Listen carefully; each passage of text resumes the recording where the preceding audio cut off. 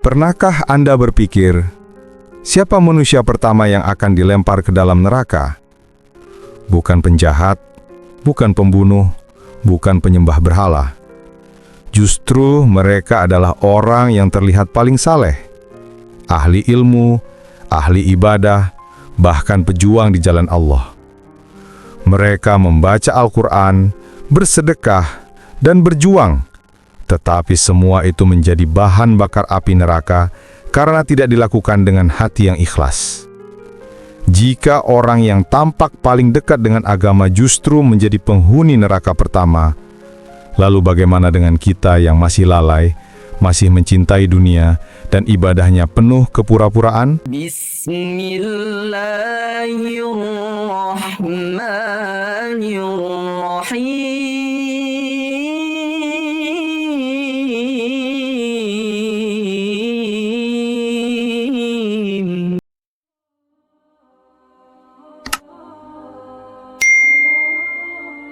Saudaraku yang dirahmati Allah, pernahkah kita merenung sejenak?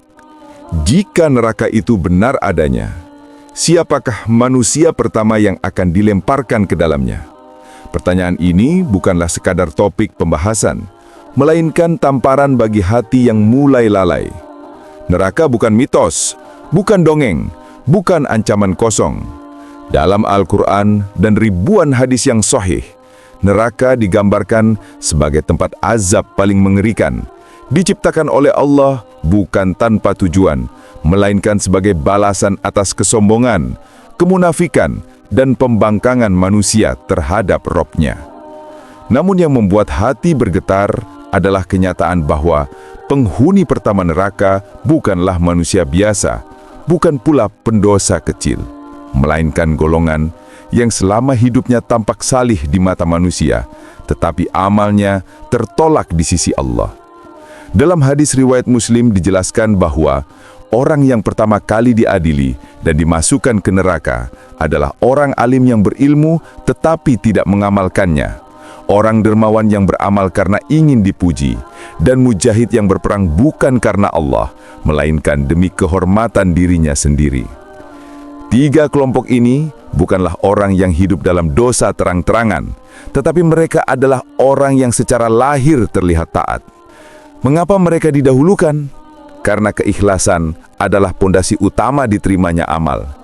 Tanpa keikhlasan, semua amal yang tampak megah di mata manusia akan berubah menjadi api yang pertama kali membakar pelakunya. Bayangkan, orang yang hafal Al-Quran, orang yang ceramah setiap hari, orang yang bersedekah miliaran rupiah, orang yang gugur di medan jihad justru menjadi yang pertama dilemparkan ke dalam neraka. Betapa mengerikannya kenyataan ini.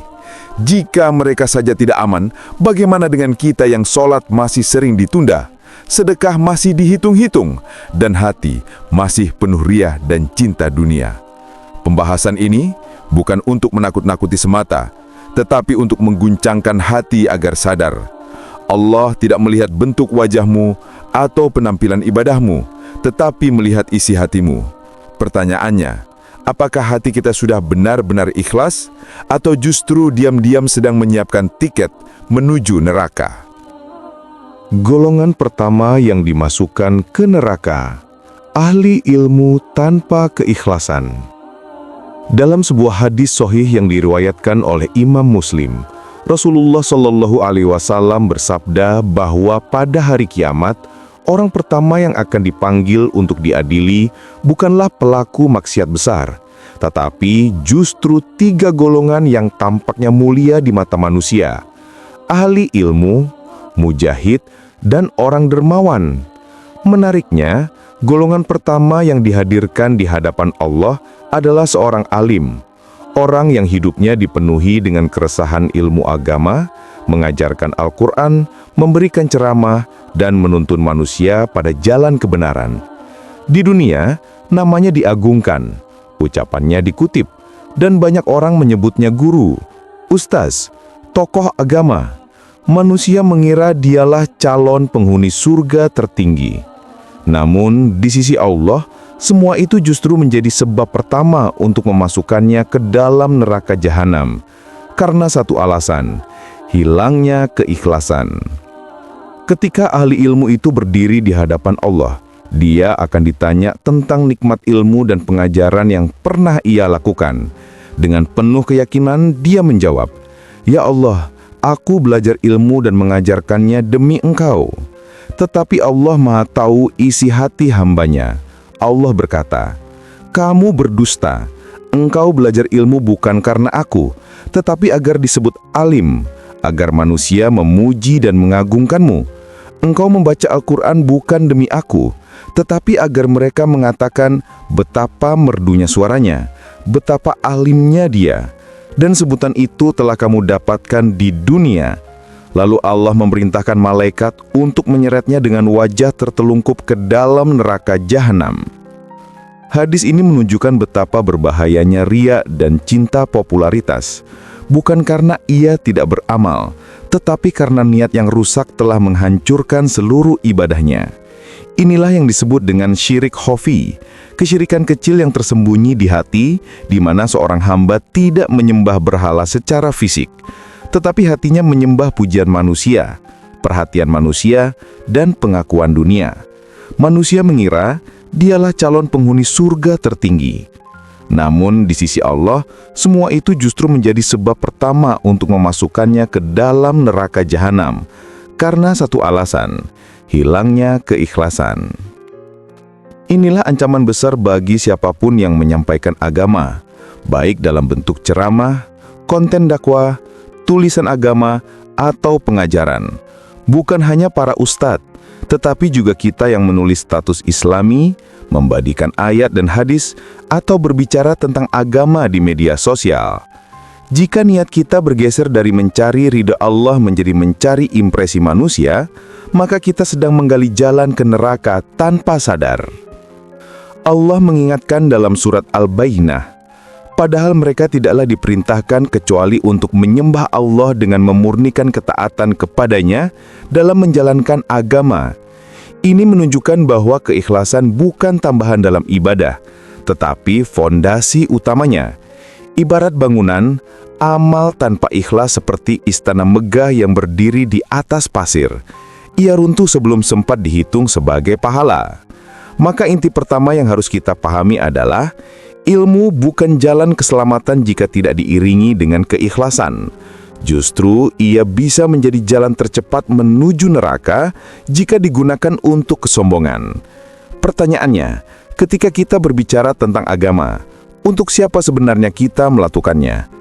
Untuk Allah atau untuk dilihat manusia? Golongan kedua yang pertama kali masuk neraka, mujahid yang berperang demi popularitas. Setelah ahli ilmu yang ria diseret ke neraka, golongan kedua yang dihadirkan ke hadapan Allah pada hari kiamat adalah seorang mujahid. Orang yang telah mengorbankan waktu, harta, bahkan nyawanya di jalan yang ia klaim sebagai jalan Allah. Di dunia, ia dipuji sebagai pahlawan agama, pejuang kebenaran, orang yang berani mati demi Islam. Manusia menganggapnya sebagai sosok yang pasti masuk surga tanpa hisab, karena ia telah berjihad dengan mengorbankan nyawanya. Namun di hadapan Allah, semua persepsi itu terbongkar. Allah berfirman kepadanya, "Engkau telah berperang di jalan apa?" Ia menjawab, "Aku berperang karena Engkau, ya Allah." Tetapi Allah Maha Tahu niat yang tersembunyi. Allah berkata, "Kamu berdusta. Engkau berperang bukan karena aku, tetapi agar dikatakan pemberani, agar manusia menyebutmu pahlawan." Dan benar, manusia telah memberikan gelar itu kepadanya. Maka Allah memerintahkan malaikat untuk menyeretnya ke dalam neraka jahanam sebagai penghuni kedua yang diazab.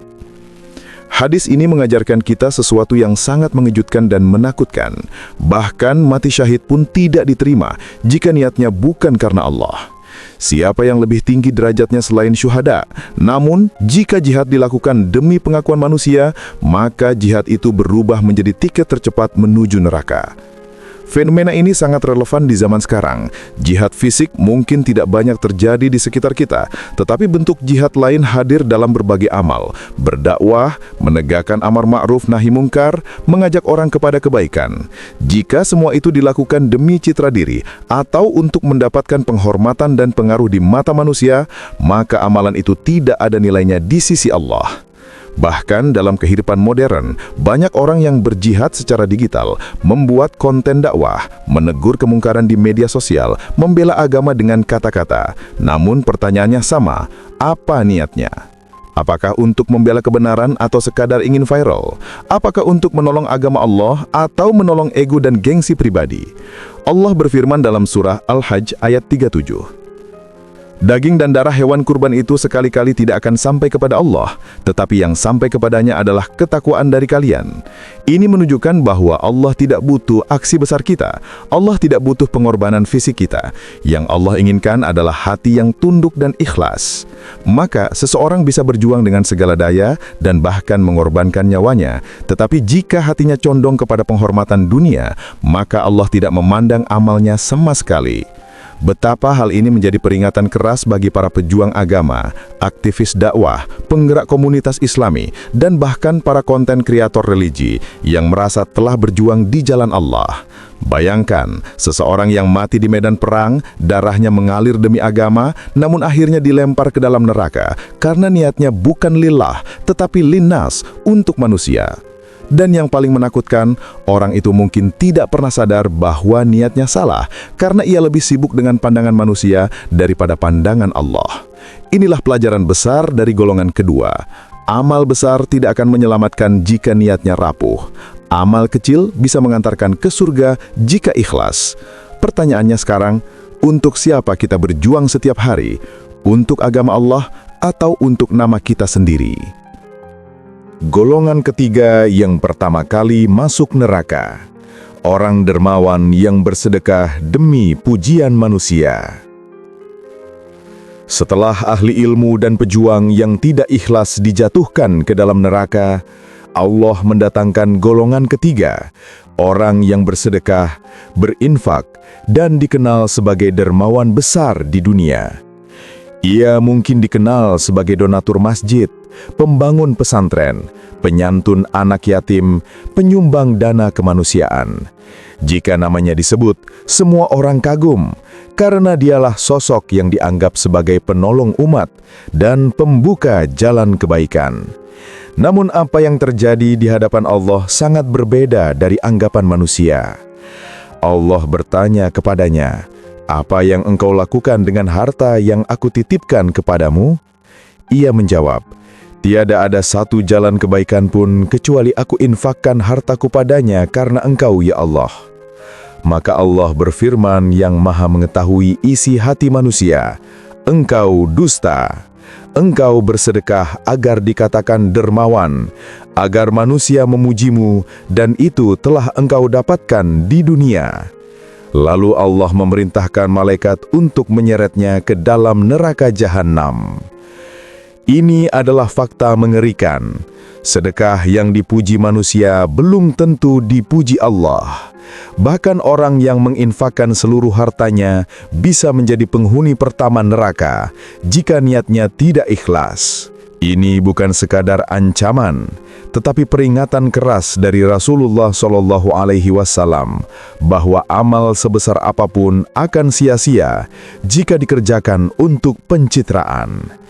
Dalam kehidupan modern, dosa riya bisa hadir dalam bentuk yang lebih halus dan berbahaya, terutama di era media sosial. Banyak orang bersedekah sambil direkam, menolong orang miskin sambil disiarkan langsung, memberikan uang sambil mengarahkan kamera ke wajah orang yang dibantu. Padahal Rasulullah mengajarkan, sedekah yang paling utama adalah yang dilakukan secara sembunyi-sembunyi, hingga tangan kiri tidak mengetahui apa yang diinfakkan tangan kanan. Amal seperti ini yang membuat Allah ridho, bukan amal yang bertujuan mengumpulkan like, follower, atau tepuk tangan manusia. Namun bukan berarti setiap publikasi amal otomatis riya. Jika niatnya untuk mengajak dan memotivasi orang lain tanpa menonjolkan diri, maka itu bisa menjadi pahala. Masalahnya adalah ketika hati condong kepada kepopuleran, ketika sedekah dilakukan karena ingin dianggap baik, maka itulah jalan menuju neraka. Allah berfirman dalam surah Al-Baqarah ayat 264, Wahai orang-orang yang beriman, janganlah kamu menghilangkan pahala sedekahmu dengan menyebut-nyebutnya dan menyakiti perasaan penerima, seperti orang yang bersedekah karena riya kepada manusia dan tidak beriman kepada Allah dan hari akhir. Ayat ini menjelaskan bahwa sedekah bisa terhapus pahalanya, bahkan berubah menjadi dosa jika niatnya bukan untuk Allah. Betapa banyak orang yang bersedekah tetapi pada hakikatnya sedang membeli reputasi dunia, bukan sedang membeli surga. Golongan ketiga ini memperingatkan kita semua, jangan tergoda pujian, karena pujian manusia tidak bisa menyelamatkan kita dari panasnya api neraka. Mereka mungkin berkata, Masya Allah, baik sekali orang itu. Tetapi jika Allah berkata, engkau dusta, maka tidak ada tempat kembali kecuali neraka jahanam. Pertanyaan penting untuk kita, ketika kita bersedekah, apakah kita menundukkan hati atau mengangkat kamera? Apakah kita merasa ringan berinfak ketika dilihat orang, tetapi merasa berat jika tidak ada yang tahu? Apakah kita lebih senang dipuji manusia daripada dipuji malaikat? Jika jawabannya iya, maka hati ini sedang sakit, amal ini sedang retak, dan bisa jadi seseorang yang menginfakkan hartanya seumur hidup tetap menjadi penghuni pertama neraka sebelum para pendosa yang terang-terangan bermaksiat, karena Allah menilai hati bukan aksi luar. Golongan keempat yang pertama kali masuk neraka, penguasa zalim yang mengkhianati amanah. Setelah orang alim, mujahid, dan dermawan yang ria dijatuhkan ke dalam neraka, datanglah golongan keempat, para pemimpin, pejabat, dan penguasa yang diberi kekuasaan oleh Allah, namun menggunakan kekuasaan itu bukan untuk menegakkan keadilan, melainkan demi kepentingan pribadi. Mereka diberi amanah untuk menjaga umat, menegakkan hukum Allah, melindungi yang lemah, dan menegakkan keadilan. Tetapi, apa yang mereka lakukan justru merampas hak orang miskin, menindas rakyat, menerima suap, dan menjadikan jabatan sebagai jalan menuju kekayaan haram. Allah berfirman dalam surah An-Nisa ayat 58, terjemahnya, sesungguhnya Allah menyuruh kamu menyampaikan amanah kepada yang berhak menerimanya, dan apabila kamu menetapkan hukum di antara manusia, hendaklah kamu menetapkan dengan adil. Ayat ini tidak sekadar perintah, tapi juga peringatan bahwa kepemimpinan adalah ujian besar.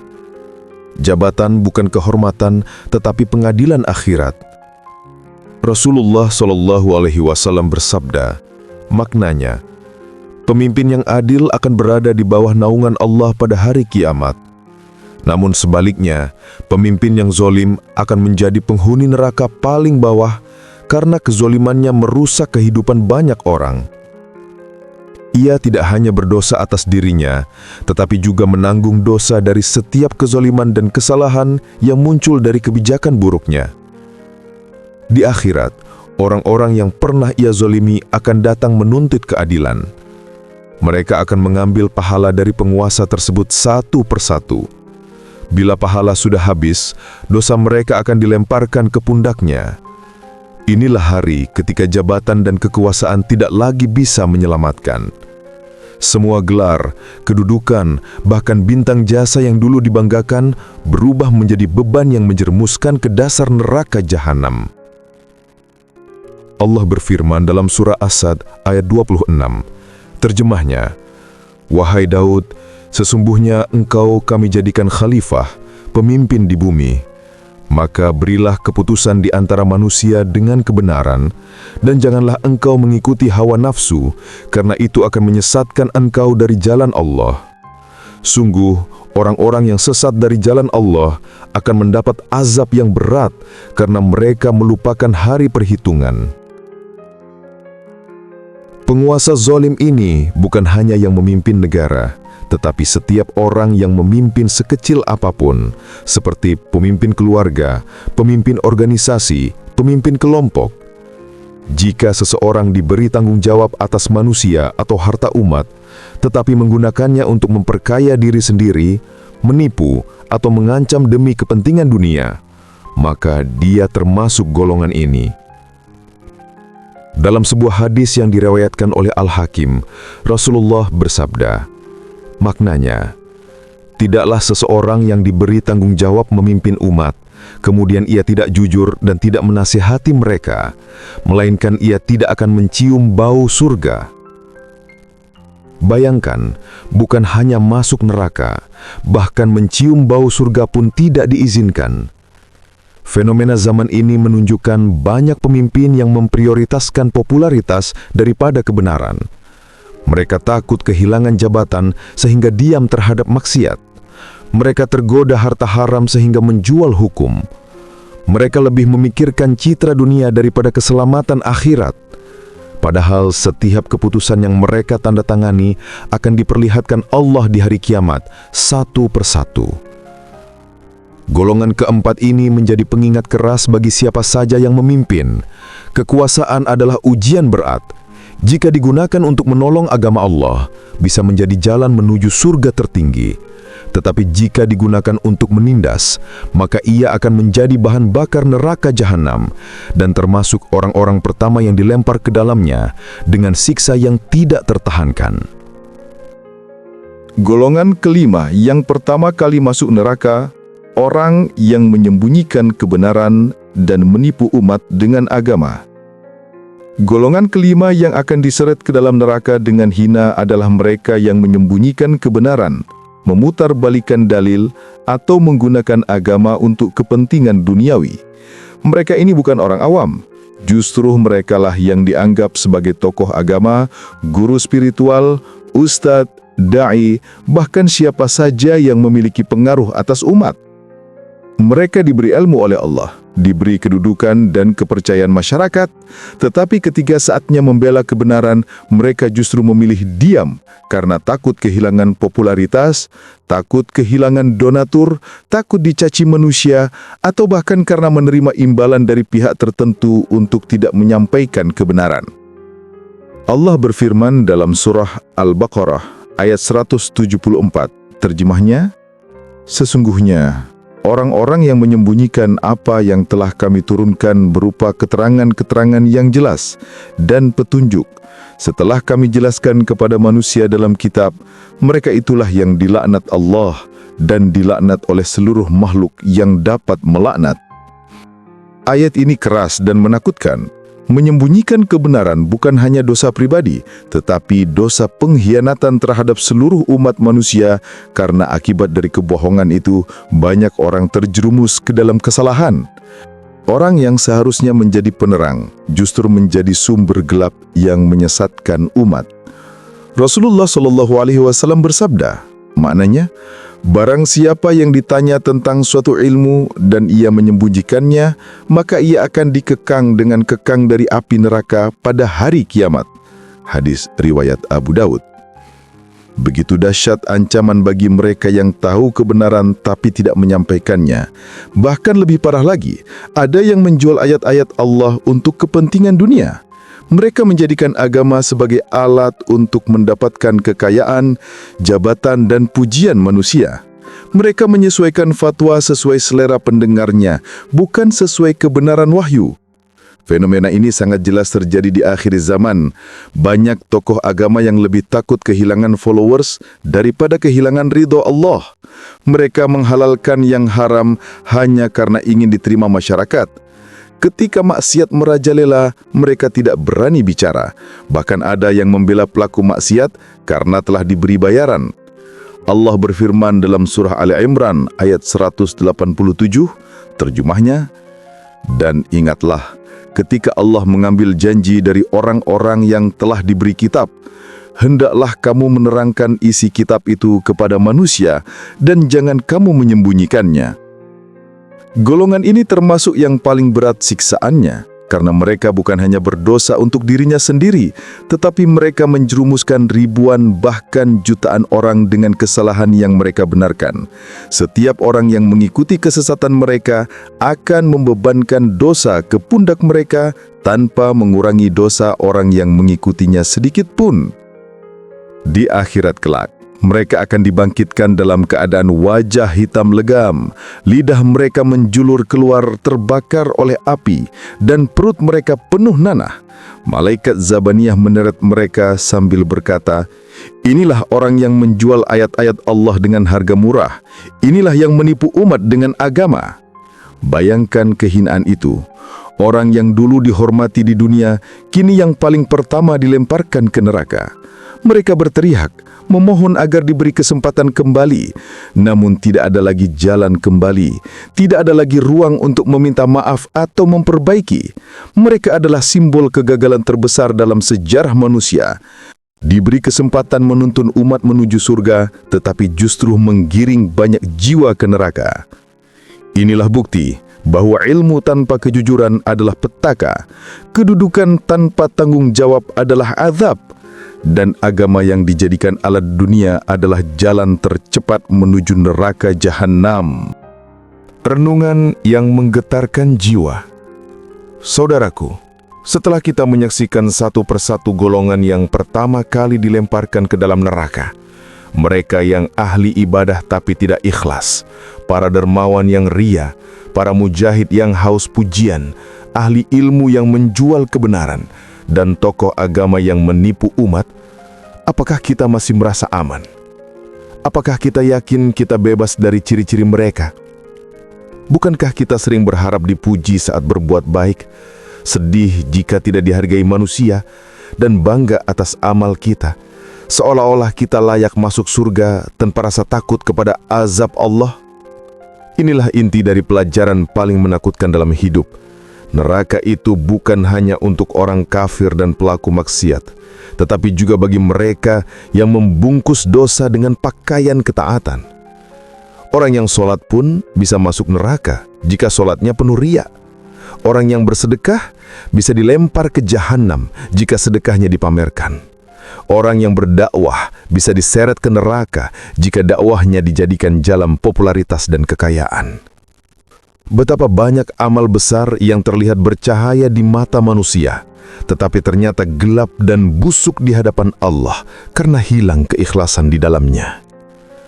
Inilah mengapa Rasulullah SAW terus-menerus mengajarkan doa. Ya Allah, aku berlindung kepadamu dari mempersekutukanmu dengan sesuatu yang aku ketahui, dan aku memohon ampun atas segala yang tidak aku ketahui. Karena beliau tahu, penyakit hati jauh lebih berbahaya daripada dosa yang terlihat, dan yang paling licik adalah dosa yang tersembunyi. Maka penutup ini bukan sekadar akhir kalimat, tetapi panggilan untuk menghidupkan hati kita. Jika amal kita selama ini didorong oleh keinginan dilihat manusia, saatnya membuangnya. Jika kita masih ragu dalam keikhlasan, saatnya menangis di sepertiga malam dan berkata, "Ya Allah, bersihkan hatiku. Jadikan setiap nafasku, gerak tubuhku, hartaku, ilmuku, dan hidup matiku hanya untuk-Mu semata." Karena pada akhirnya, yang menyelamatkan kita bukan banyaknya amal, bukan popularitas di dunia, bukan status sosial, tetapi satu hal, keikhlasan yang murni dan taubat yang sejati. Neraka tidak peduli seberapa bagus penampilan agamamu. Neraka hanya menerima mereka yang hatinya kotor, amalnya palsu, dan hidupnya dipenuhi kepura-puraan. Hari ini, Allah masih menahan azabnya. Pintu taubat masih terbuka. Malaikat maut belum diutus untuk mencabut nyawa kita. Jangan tunggu esok hari untuk memperbaiki hati, karena bisa jadi malam ini adalah malam terakhir kita di bumi. Semoga Allah menjauhkan kita dari golongan pertama yang dilempar ke neraka dan menjadikan kita hamba yang ikhlas bersujud di dunia demi selamat di akhirat. Amin ya Rabbal Alamin. Ingat, perubahan besar dimulai dari langkah kecil. Yuk terus bergerak dan jadi versi terbaik dari dirimu. Semoga video ini bermanfaat dan menambah keberkahan untuk kita semua. Jangan lupa share agar menjadi amal jariah. Wassalamualaikum warahmatullahi wabarakatuh.